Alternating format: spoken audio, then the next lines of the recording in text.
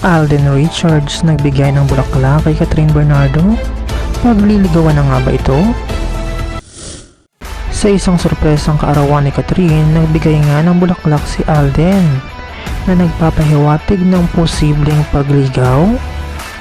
Sa mga huling pangyayari, umusbong ang mga espekulasyon tungkol sa posibleng pagliligawan ni Alden Richards at Catherine Bernardo. Matapos magbigay ng bulaklak si Alden kay Catherine sa kanyang sorpresang kaarawan.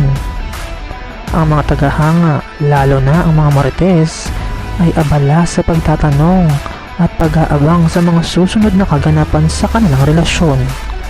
At habang wala pang opisyal na pahayag mula sa dalawa, patuloy na umaasa ang mga tagahanga na magkakaroon ng malinaw na kasagutan sa kanilang mga katanungan.